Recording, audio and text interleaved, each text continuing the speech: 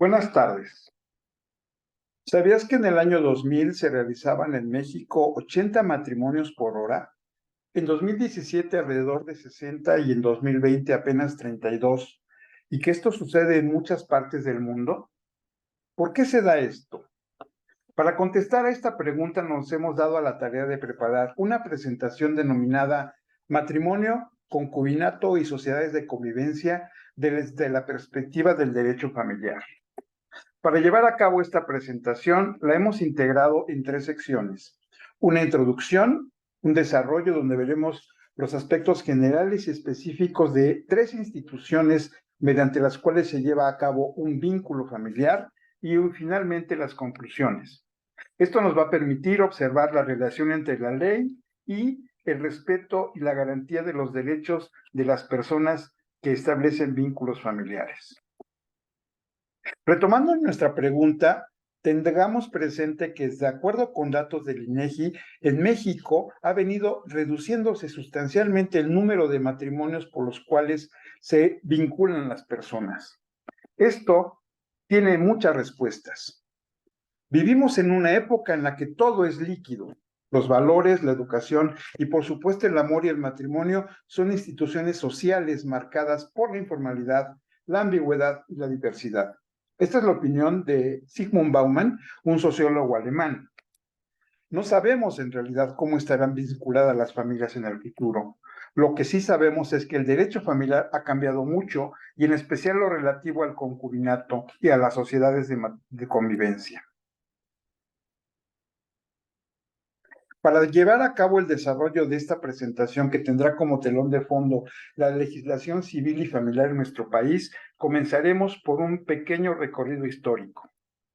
Tengamos presente que a lo largo de la historia el matrimonio ha sufrido grandes modificaciones. En la antigüedad grecolatina y romana se ha llevado a cabo una concepción del matrimonio como una relación entre personas para asegurar la reproducción de la familia y la protección de los bienes en el marco del patriarcado.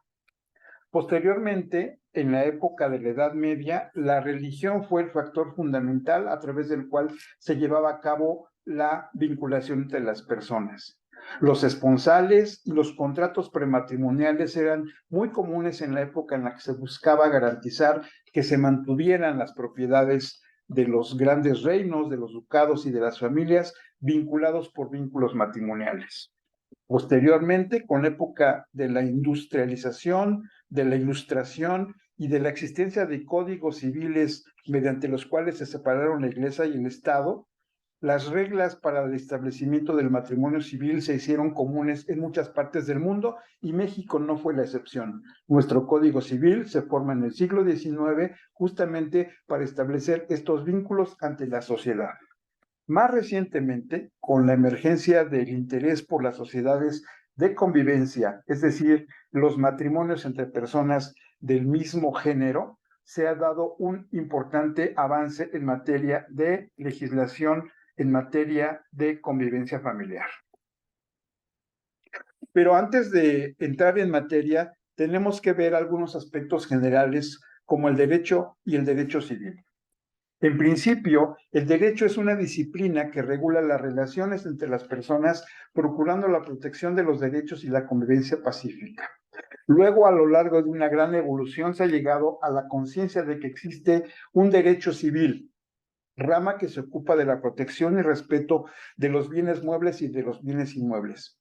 Esta ley regula la forma como los bienes se adquieren, se usan, se disfrutan y la forma en la que se transmiten y se resuelven los conflictos derivados de ellos. Un aspecto muy importante del derecho civil es que está constituido por dos partes. De un lado, el derecho civil patrimonial, que regula el derecho de las personas y el derecho de las familias, y un derecho civil extrapatrimonial, que norma el derecho de los bienes y de los derechos reales, el derecho sucesorio, el derecho de las obligaciones, el derecho contractual y finalmente el derecho concursal. Recordemos que nos interesa mucho el aspecto patrimonial, que es el derecho de las personas y el derecho de la familia. El derecho de la familia es una rama autónoma que comprende un conjunto de normas de orden público e interés social que regula todo lo relacionado con los miembros de la familia para proteger el desarrollo de sus miembros. El derecho de familia está formado por tres partes. Lo que tiene que ver con la constitución de la familia, la organización de la misma, es decir, la relación entre cónyuges, el régimen sobre los bienes, el parentesco, los alimentos, el patrimonio familiar, etcétera, y finalmente, como tercera parte, la disolución de la familia, es decir, el divorcio. Tenemos que tener presente que los sujetos del derecho familiar son las personas que comprenden el núcleo. Los derechos subjetivos son las facultades que la ley les otorga a las personas como un medio de protección de los intereses legítimos que están determinadas en sus relaciones familiares. En nuestro país, el derecho familiar está considerado en el Código Civil en el título 4, bis, llamado de la familia, capítulo único, artículo 38, que señala: las disposiciones son de orden público e interés general y tienen por objeto proteger su organización y el desarrollo integral de los miembros basados en el respeto a su dignidad. Esta es una imagen del Código Civil Federal. Una de las instituciones que revisaremos es el matrimonio. Como ya mencionamos, el Código Civil Federal, en el capítulo 7, llamado de los actos de matrimonio, se define la naturaleza jurídica del mismo. Se nos dice que es una institución formada por los contrayentes que buscan una comunidad de vida y tienen la finalidad de constituir una familia. El mismo ordenamiento señala que se puede concebir el matrimonio de distintas maneras, como una institución, como un contrato, como un acto o condición, como un estado civil o como un acto jurídico, pues es el resultado de la voluntad de los particulares y de la vigencia del Estado. Se nos dice en suma que el matrimonio es la unión libre de dos personas para realizar comunidad de vida en donde ambos se procuran respeto, igualdad y ayuda mutua. El matrimonio, señala el código, tiene un conjunto de requisitos, uno de los cuales es haber cumplido 18 años de edad. El artículo 156 señala también algunos de los impedimentos para realizar este matrimonio. Algunos de estos impedimentos son la afinidad en líneas rectas sin limitación alguna, la violencia física o moral para la celebración del matrimonio o la impotencia incurable para la cópula, entre otros. También en este código existen los elementos esenciales y los requisitos de validez, así como las formalidades para contraer matrimonio. También se hace referencia a los efectos jurídicos, pues con el matrimonio surgen derechos y obligaciones para con los contrayentes y con los hijos y los bienes, es decir, el régimen de sociedad conyugal o separación de bienes. La segunda institución que revisaremos es el concubinato. ¿Qué es el concubinato? Es una unión de un hombre y una mujer no ligados por vínculo matrimonial, es decir, no se casan, que se realiza de manera voluntaria, sin formalización, es decir, es una realidad de hecho, que tiene como objetivo cumplir fines atribuidos al matrimonio, es decir, aquellos objetivos que se buscan con el matrimonio se buscan en el concubinato, pero es un hecho jurídico que produce a su vez efectos jurídicos. Entre los concubinos, nos dice la ley, existen derechos y obligaciones recíprocas, es decir, proveerse de alimentos, protección mutua, convivir de manera permanente, etc. El artículo 291 bis del Código Civil para el Distrito Federal nos señala un conjunto de características del concubinato. Algunas de ellas son temporalidad, procreación, permanencia, monogamia, heterosexualidad y publicidad. Finalmente, nos dice este ordenamiento que los derechos y obligaciones inherentes a la familia señaladas en otros artículos referidos al matrimonio les son aplicables a esta forma de relacionarse que es el concubinato. Pero también se aplican los derechos alimentarios y sucesorios, así como la provisión de una pensión alimenticia por un tiempo igual a que haya durado el concubinato. Es importante también tener presente que al vivir juntos de manera ininterrumpida por al menos 2 años, los concubinos generan entre ellos derechos y obligaciones.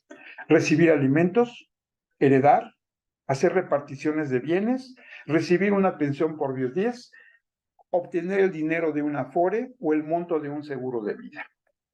La tercera de las formas que estamos revisando son las sociedades de convivencia, que como dijimos y como resultado del proceso de evolución de la sociedad, ha dado lugar a cada vez con mayor frecuencia la existencia de relaciones entre personas del mismo género. Las sociedades de convivencia son reconocidas en México a partir del año 2006, cuando se promulga la Ley de Sociedades de Convivencia. Esta ley dice que es un acto jurídico bilateral, es decir, cuando dos personas del mismo o diferente sexo, mayores de edad y con capacidad jurídica plena, establecen un lugar común con la voluntad de permanencia y de ayuda mutua. Esta vinculación obliga a los mencionados y surte sus efectos cuando se registra, ya no en el registro civil, sino en la dirección jurídica y de gobierno del órgano político administrativo correspondiente. Se nos dice en esta ley que no podrán constituir sociedad de convivencia las personas unidas en matrimonio que tengan una relación de concubinato o aquellas que mantengan vigente otra sociedad de convivencia. Tampoco podrán celebrar entre sí sociedad de convivencia los parientes consanguíneos en líneas rectas sin límite de grado o colaterales hasta el cuarto grado.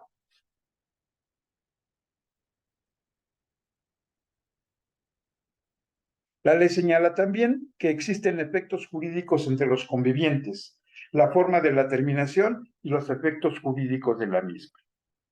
Como podemos ver, cada forma de vinculación para formar una familia tiene ventajas y desventajas, pero la Constitución, las leyes y los códigos proporcionan opciones para asegurar el respeto a los derechos y el bienestar de los integrantes del núcleo familiar.